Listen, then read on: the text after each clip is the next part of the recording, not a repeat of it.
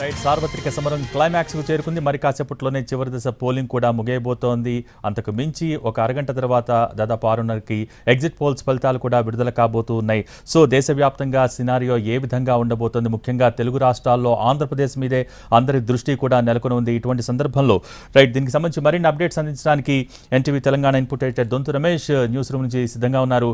రమేష్, ప్రస్తుతం మనం చూస్తున్నాం అందరూ ఆసక్తిగా ఎగ్జిట్ పోల్స్ ఫలితాలకు సంబంధించి ఎదురు చూస్తున్న పరిస్థితి. సో ఎన్ని గంటలకు ఎగ్జిట్ పోల్స్ ఫలితాలు రాబోతున్నాయి? ఈసారి దేశవ్యాప్తంగా కూడా ఎటువంటి సినారియో ఉందనుకోవచ్చు? అసలు ఫలితాలు 4వ తేదీన వెలువడుతున్నప్పటికీ ఎగ్జిట్ పోల్ ఫలితాల మీద ఉత్కంఠగా ఎదురు చూస్తున్నారు, ఊపిరి బిగబట్టుకొని చూస్తున్నారు. ఎగ్జిట్ పోల్ ఫలితాలు ఎవరిని పైకెక్కిస్తాయి, ఎవరిని అధికారంలోకి తీసుకొస్తాయని చెప్తాయి. ఈ పల్స్ తెలుసుకోవడానికి చాలా రాజకీయ పార్టీలతో పాటు ప్రజలు అందరూ కూడా ఎదురు చూస్తున్నారు, ఉత్కంఠభరితంగా ఎదురు చూస్తున్నారు. మరో గంట 5 నిమిషాల్లో మనకు ఎగ్జిట్ పోల్ ఫలితాలు టీవీ స్క్రీన్ల ముందు ప్రత్యక్షం కాబోతున్నాయి. దీన్ని చూడడానికి అనేక మందికి కూడా వెయిట్ చేస్తున్నారు. ఈ నేపథ్యంలోనే దేశవ్యాప్తంగా జరిగిన ఎన్నికలకు సంబంధించి మనొకసారి విశ్లేషిస్తే భారతదేశ ప్రజాస్వామిక చరిత్రలో కనివిని ఎరగని రీతిలో ఈ ఎన్నికలుగా అభివర్ణించవచ్చు. ఎందుకంటే కాంగ్రెసేతర పార్టీలు మూడోసారి అధికారంలోకి రావడానికి ప్రయత్నం చేస్తుంది బీజేపీ రూపంలో. బీజేపీ 2 సార్లు వరుసగా అధికారం చేపట్టింది. హ్యాట్రిక్ కొట్టడానికి బీజేపీ ప్రయత్నం చేస్తుంది. బీజేపీ కన్నా ఎక్కువగా మోడీ కేంద్ర బిందువుగా ఈ ఎన్నికలు జరిగాయని చెప్పవచ్చును.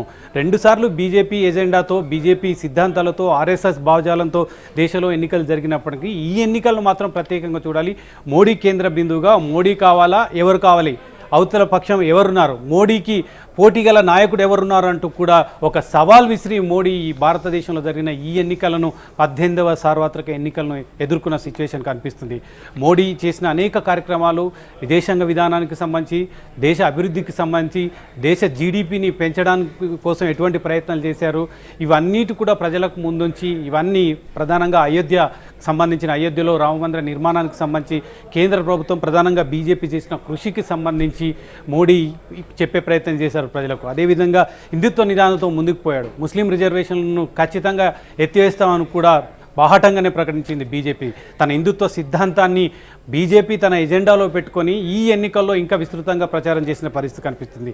ఒక మోడీని ఎదుర్కోవడానికి ఇండియా కూటమి రూపంలో అనేక పార్టీలు కూడా ఒక కూటమిగా చేరి కాంగ్రెస్ పక్షాన చేరా ఇండియా కూటమితో ఎదుర్కొనే ప్రయత్నం చేశారు. ఇండియా కూటమిలో ప్రధాన భాగస్వామ్య పక్షమైన కాంగ్రెస్ పార్టీ సూపర్ 6తో ముందుకొచ్చింది. అనేక సంక్షేమ పథకాలు ఇస్తాం, సంక్షేమ పథకాలే కాకుండా లౌకిక సెక్యులర్ అనే భావనని దేశ ప్రజల్లో, దేశంలో విభజన 2 వర్గాలుగా విభజన కాకుండా దేశాన్ని సమైక్యంగా ఉంచడానికి కాంగ్రెస్ పార్టీ గతంలో ఎటువంటి ప్రయత్నం చేసింది, ఆ ప్రయత్నమే తాము చేస్తామని చెప్పింది. ఇప్పటికీ 7 ఫేజ్లలో ఎన్నికలు జరిగాయి. ఎన్నికలకు సంబంధించి ఇదే ప్రచారాస్త్రాలుగా మోడీ కావాలా లేదా ఇండియా కూటమిలో ఎవరు కావాలి, కనీసం ఇండియా కూటమికి ప్రధానమంత్రి అభ్యర్థి ఎవరో చెప్పలేని సిచ్యువేషన్లో ఉందని బీజేపీ తన ఎన్నికల ప్రచారాస్త్రంలో కూడా ఉపయోగించింది. ఇదే ప్రచారంతో ముందుకెళ్ళింది.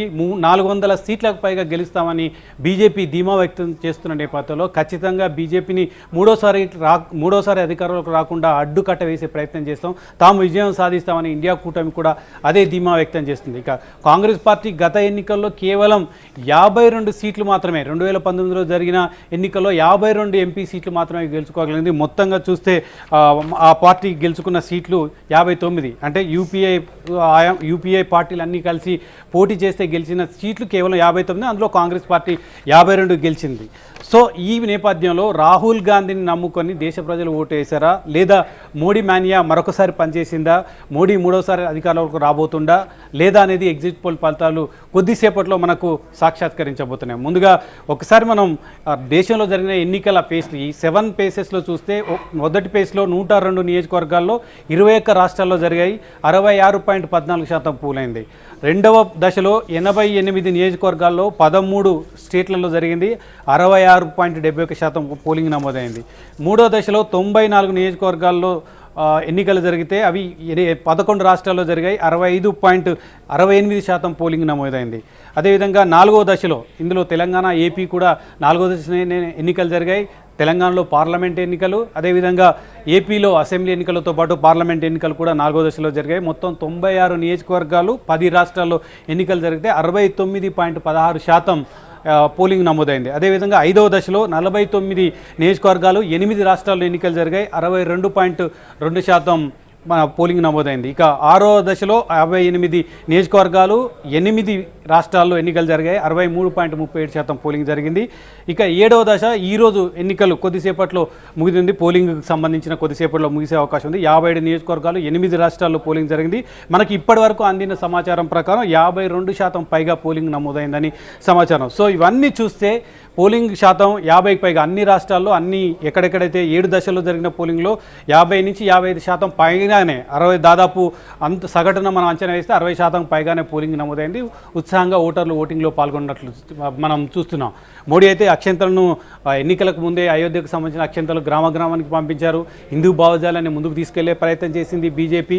దాన్ని వ్యతిరేకిస్తూ ముస్లింల పక్షాన్ని నిలబడడం. కాంగ్రెస్ ఒకవేళ బీజేపీ అధికారంలోకి వస్తే రాజ్యాంగాన్ని మారుస్తుంది, రాజ్యాంగాన్ని రద్దు చేస్తుంది, బీసీ ఎస్సీ ఎస్టీ రిజర్వేషన్లు కూడా పూర్తిగా రద్దు అవుతాయనే ప్రచారాన్ని కూడా కాంగ్రెస్ పార్టీ ప్రజల్లోకి తీసుకెళ్లే ప్రయత్నం చేసింది. అది కూడా హైదరాబాద్ కేంద్రంగా ఇక్కడ ముఖ్యమంత్రి సీఎం రేవంత్ రెడ్డి చేసిన ఈ కామెంట్ను దేశవ్యాప్తంగా కాంగ్రెస్తో పాటు కాంగ్రెస్ భాగస్వామ్య పక్షాలు కూడా ప్రజల్లోకి తీసుకెళ్లే ప్రయత్నం చేశాయి. సో ఒకవైపు కాంగ్రెస్ పార్టీ ఇండియా కూటమి పక్షాన్ని నిలబడింది. మనం చూస్తే చిన్న పార్టీలు లోకల్ ప్రాంతీయ పార్టీలతో కలుపుకొని ఇండియా కూటమి ఏర్పడింది. పశ్చిమ బెంగాల్లో తృణమూల్ కాంగ్రెస్తో కాంగ్రెస్ పార్టీ జత కట్టింది. అక్కడ తృణమూల్ కాంగ్రెస్ ఆధిపత్యం వహించే అవకాశం ఉందని కాంగ్రెస్ పార్టీ భావిస్తుంది. అదేవిధంగా తమిళనాడులో డిఎంకేతో కలిసి పోటీ చేసింది. అదేవిధంగా ఉత్తరప్రదేశ్లో ఎస్పీతో కలిసి పోటీ చేసింది. అఖిలేష్ యాదవ్ సమాజ్వాదీ పార్టీతో పోటీ చేసింది. అదేవిధంగా లల్లూ ప్రసాద్ యాదవ్కి సంబంధించిన బీహార్లో కలిసి పోటీ చేసింది.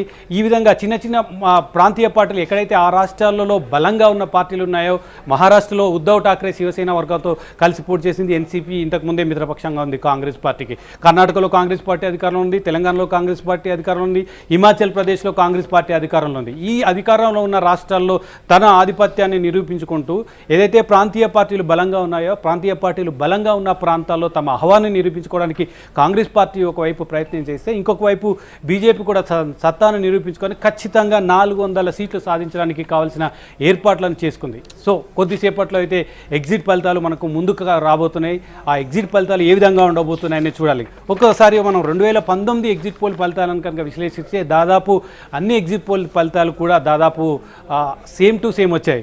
ఒకసారి ఎన్డీఏకు 2019లో ఇండియా టుడే 339 నుంచి 365 స్థానాలు వస్తాయని ఎగ్జిట్ పోల్లో పేర్కొంది. కానీ 352 స్థానాలు బీజేపీకి వచ్చాయి. న్యూస్ 24 చాణక్య 350 బీజేపీకి వస్తాయని రిపోర్ట్ చేసింది ఎగ్జిట్ పోల్ ఫలితాల్లో. టైమ్స్ నౌ 306 బీజేపీకి వస్తాయని చెప్పింది. ఏబీపీ న్యూస్ 267 వస్తాయని చెప్పింది.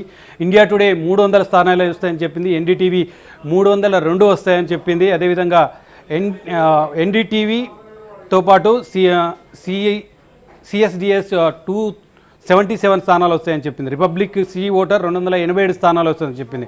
మొత్తం ఎన్డీఏ కూటమికి ఎవరైతే అంచనాలు వేశారో ఆ అంచనాలకు అనుగుణంగానే అటు ఇటుగా 5-10 స్థానాలు మినాయిస్తే 352 స్థానాలు ఎన్డీఏ కూటమికి వచ్చినాయి 2019 ఎన్నికల్లో. అదేవిధంగా కాంగ్రెస్ పార్టీ కూడా అన్ని ఎగ్జిట్ పోల్స్ కూడా 100 స్థానాలు 120 స్థానాలు లోపు వస్తాయని అంచనా వేసినప్పటికీ కాంగ్రెస్ కూటమికి యూపీఏ కూటమికి 90 స్థానాలు మాత్రమే గత ఎన్నికల్లో వచ్చాయి. అంటే ఎగ్జిట్ పోల్ ఫలితాలు దాదాపుగా నిజమయ్యాయి. ఇప్పుడు కూడా ఎగ్జిట్ పోల్ ఫలితాలు నిజమవుతాయా? అనేక సంస్థలు, జాతీయ సంస్థలతో పాటు జాతీయ ఛానల్స్ కూడా చాలామంది పోటీపడి ఎగ్జిట్ పోల్ ఫలితాలను అంచనా వేయడానికి ముందుకు వచ్చాయి. కొద్దిసేపట్లో రిలయబుల్గా క్రెడిబిలిటీ ఉన్న సంస్థలు కూడా ముందుకు వచ్చాయి. కొన్ని క్రెడిబిలిటీ ఉన్న సంస్థలు గతంలో ఖచ్చితంగా ఖరారైన సంస్థలకు సంబంధించి అవన్నీ కూడా నిజమవుతాయని భావించాలి. ఎంతో ఉత్కంఠగా ఊపిరి బిగబట్టుకొని చూస్తున్న ఎగ్జిట్ పోల్ ఫలితాలు కొద్దిసేపట్లో మీ ఎన్టీవీ స్క్రీన్ ముందు వస్తాయి, చూస్తున్నాను. Right, thank you Ramesh.